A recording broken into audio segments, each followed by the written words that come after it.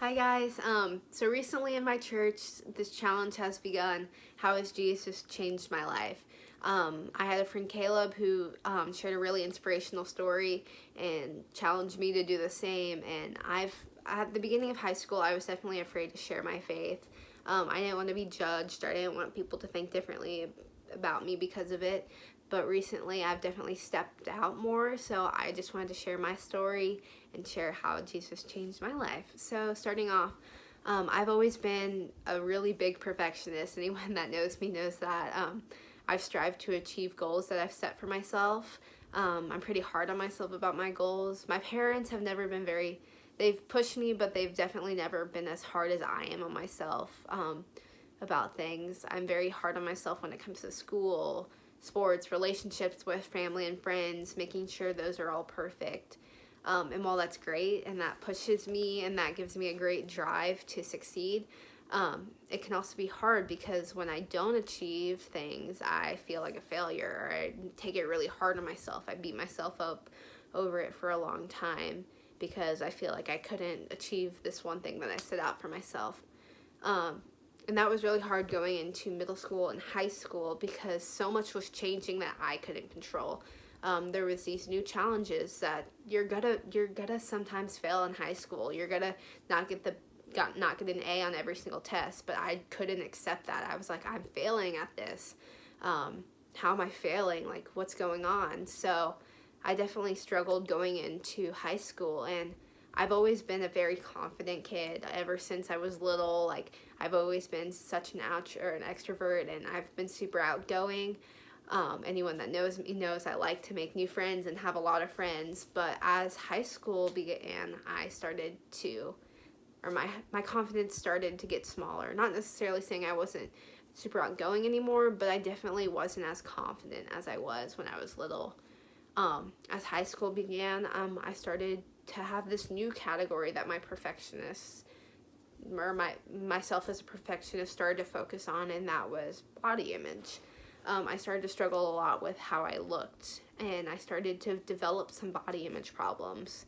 Going into high school, I was a pretty petite person. I was a flyer, and as you get older, you get taller, you get bigger, which is normal, but I went from being this petite little flyer to now being a back spot, one of the tallest people on my team, and I struggled a lot with that because I couldn't control that. I was like, why don't I look like this anymore? Why can't I be this little anymore? Why can't I look like this person or this person? And I struggled a lot with how I looked, but I couldn't control that. And those body image problems started to get worse as high school progressed. I started to struggle with some body dysmorphia problems and struggling with being very conscious of what I ate, like counting every single calorie, focusing a lot on what I ate, and that put me in a really bad mental spot. I was so focused on that because I wanted to be able to control it. I wanted to be a perfectionist about this, but you can't, and I struggled a lot with accepting that.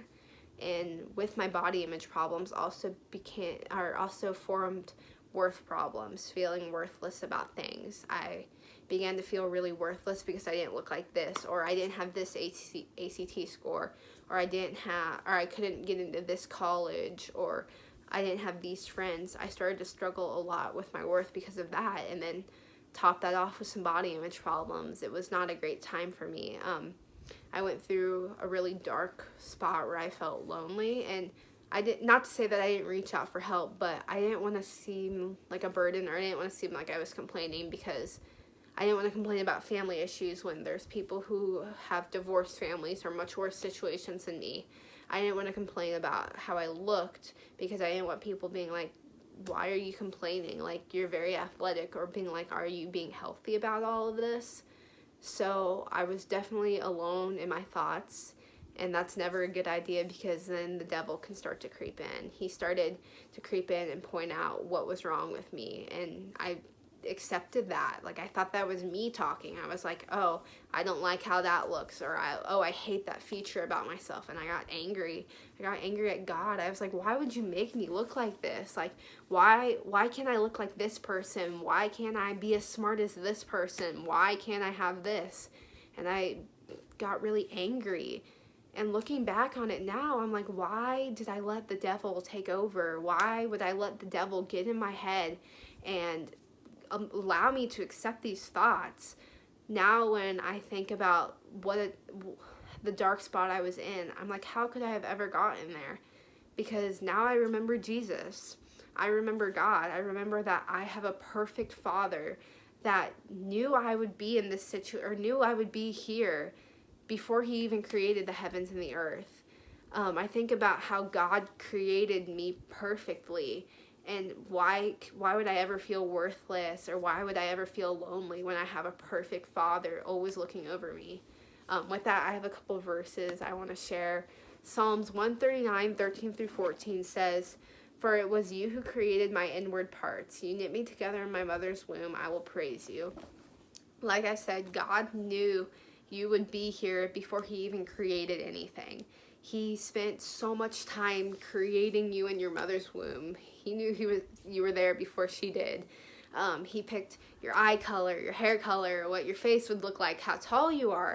He spent so much time creating you. He picked if you would be an introvert or an extrovert. He picked if you would be super kind, and if you would be super giving, or you'd be a leader, or he picked all of your personality traits, and he spent so much time creating you.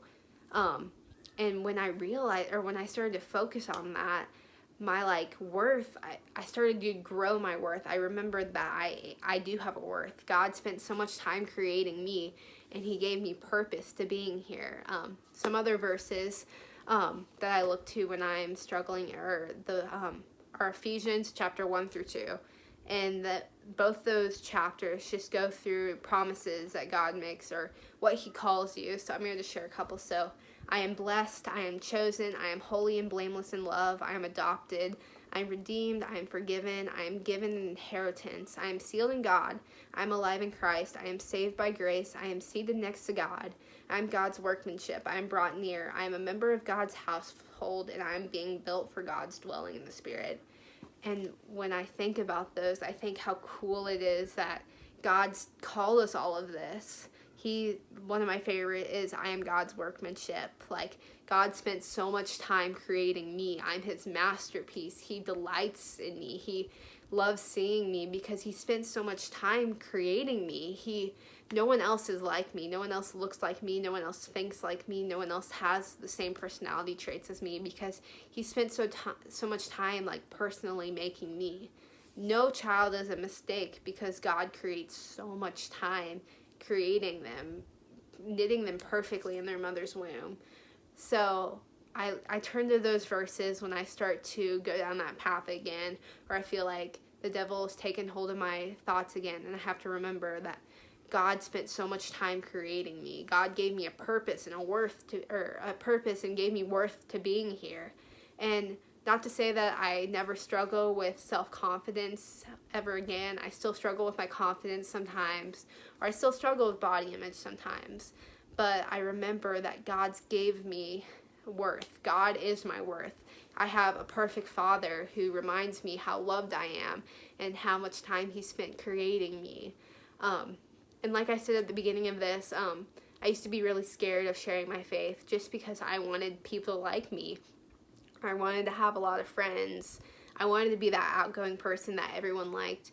And as high school has gone on, I realized that my purpose to being here is to share God's word, to tell other people about my experiences with God, because I guarantee there's someone else struggling with the same issue as me.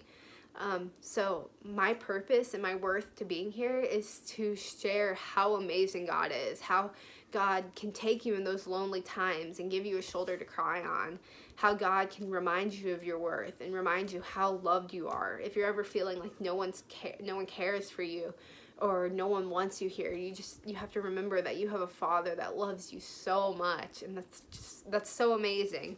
So if anyone else is struggling with the same issue that I've gone through, I want you to know that I'm here for you. Reach out for help if you would like prayers, or you would like some more verses, or you would like someone, or for me to point you to someone who's more experienced in talking about this. Just know that I'm here for you.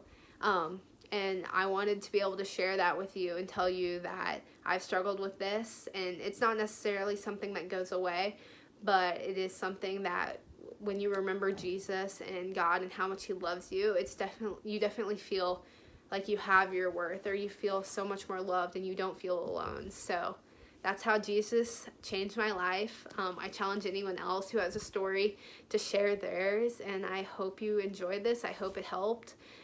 Feel free to reach out, and thank you for watching. Bye.